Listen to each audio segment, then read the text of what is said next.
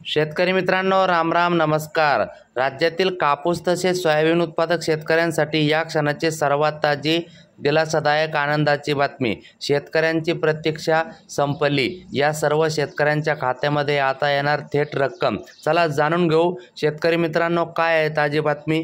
तत्पूर्वी आपणास विनंती करतो, शेतीविषयक असो किंवा इतर सर्व प्रकारच्या माहितीसाठी कृपया करून आपण आपले यूट्यूब चॅनल एकदा सबस्क्राईब करून घ्या, जेणेकरून दररोजच्या बातम्या आपल्याला घरबसल्या बघायला मिळेल। चला तर सुरुवात करूया। व्हिडिओ पूर्ण बघा, जिल्हावाईज यादी सांगतो किती शेतकऱ्यांना लाभ मिळणार। मित्रांनो, कापूस सोयाबीन मदतीची तारीख ठरली। राज्यातील 42 लाख शेतकऱ्यांना मिळणार लाभ।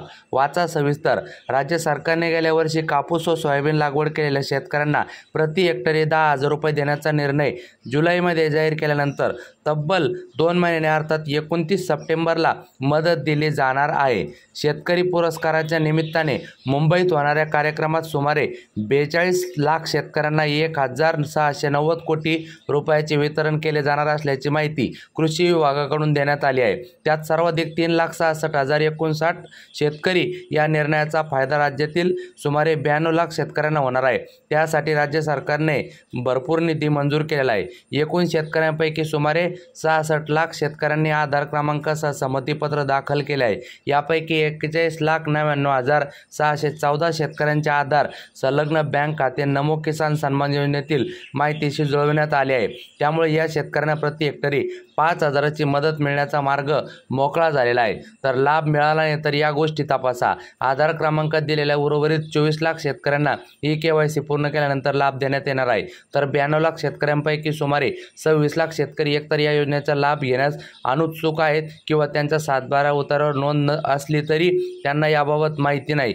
या शेतकऱ्यांच्या 7/12 उतारावरील पिकाची नोंदणी तलाठ्यांनी एकतर प्रत्यक्षात न करता अंदाजे किंवा गेल्या वर्षाच्या नोंदीच्या आधारे केली आहे। त्यामुळे या नोंदीची सत्यता पडताळणी करणे जिकिरीचे झाले आहे। परिणामी असे शेतकरी लाभ घेण्यासाठी पुढे येत नसल्याचे कृषी अधिकाऱ्यांचे म्हणणे आहे। एकट्या सातारा जिल्ह्यात सुमारे 1 लाख शेतकरी सापडत नसल्याची सुद्धा वस्तुस्थिती आहे। मित्रांनो, अकोला, अमरावती, नगर, कोल्हापूर, चंद्रपूर, संभाजीनगर, जळगाव, जालना, धुळे, धाराशिव, नंदुरबार, नागपूर, नांदेड, नाशिक, पुणे, परभणी, बुलढाणा, बीड, यवतमाळ, लातूर, वर्धा, वाशिम, सांगली, सातारा, सोलापूर, हिंगोली या जिल्ह्यासाठी हे लाभ मिळणार आहे। तर सर्वात कमी लाभ मिळणारे जिल्हे जे का गडचिरोली, गोंदिया, भंडारा या ठिकाणी कमी शेतकऱ्यांना लाभ मिळणार आहे।